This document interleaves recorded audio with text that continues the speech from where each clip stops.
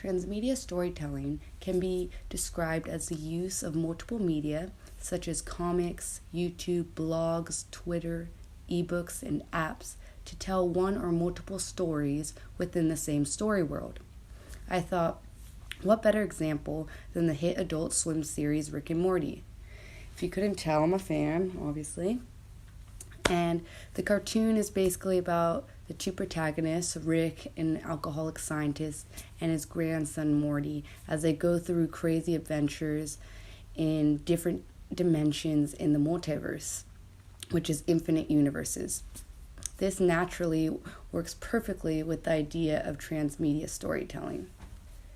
Since starting in 2013, Rick and Morty has branched out into other realms such as comic books, a virtual reality game, board games, smartphone apps, and even a merch truck that traveled across the US. These different forms of media are all interrelated to the story world of the series, but have their own spin on it based on the platform they're presented on. After Season 2 had ended in October 2015, Season 3's release date became a mystery to everyone as the season premiere kept getting more and more pushed back. Though the wait for the new season was unbearable for the fans, releases of Rick and Morty related media were brought out. And because the show's idea of infinite universes, it made transmedia storytelling the perfect marketing strategy because the show indicates there are infinite versions of the characters. For example, Adult Swim made clay animation shorts based on the TV show. They also released an iPhone game and an Android game called Pocket Mortys in January 2016. It's basically a Rick and Morty version of the Pokemon games I used to play as a kid, except you're catching and battling different Mortys and playing as Rick. During Season 3, they made updates on the game every episode, and they're going to continue to make updates throughout 2018. But even the games back then didn't replace the fact that no one knew when Season 3 would finally come out. This created more dialogue between the fans and the show's creators Dan Harmon and Justin Roiland. The creators even messed with the fans, releasing a sneak peek of Season 3, but it happened to be a compilation of clips from Season 1 and 2 to form the lyrics of the song Never Going to Give You Up.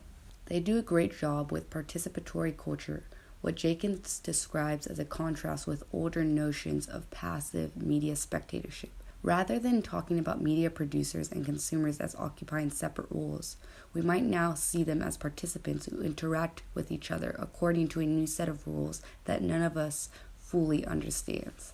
When the premiere of Season 3 finally came out, some compared it to Beyoncé's unannounced release of Lemonade. Adult Swim decided to surprise everyone by releasing the first episode on April Fool's 2017, bringing in millions of viewers. Roiland and Harmon believe the fandom expanded from all the hype built up from the wait. During the episode, we find out Rick has a longing for the McDonald's Szechuan dipping sauce that was temporarily released for Disney's Mulan movie back in 1998. Fans went crazy over this simple plot point. One fan even created a petition to bring back the sauce that got over 38,000 signatures. Roiland even tweeted about it, and McDonald's ended up sending the creators jugs of the sauce. But that wasn't enough. The fans needed to try it. The DJ Deadmau5 even paid $15,000 to get in on the sauce. McDonald's decided to release the sauce for one day in October. People lined up hours before it opened. Some even drive from Canada to get their hands on the sauce. It failed incredibly and put a bad name on the fandom when people started to write about not receiving the sauce due to McDonald's providing a very, very limited amount in select locations. This led to people selling the sauce online for hundreds of dollars. One fan even sold his car to get it. In response to all the backlash, McDonald's released 20 million packets of the sauce in February. As April approached this year, fans were eager to see if anything would be released on the 1st. Adult Swim said to tune in, but instead of a new episode by Roiland and Harmon, a parody episode was released, showing Rick and Morty in an alternate universe, the Bush Dimension. The 11-minute episode shows an Australian Rick and Morty on their way to Bendigo in search of a green cube. The short, called Bush World Adventures, made a lot of fans disappointed, some saying it was a punishment for the riots over the Szechuan sauce, but I personally loved it. Harmon and Roiland reached out to the Australian animator Michael Cusack to make the April Fool's episode.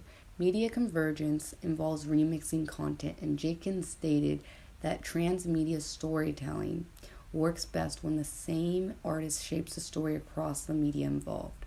Though Bushworld Adventures wasn't liked by everyone, there's no denying that Rick and Morty have a great strategy with their transmedia platform.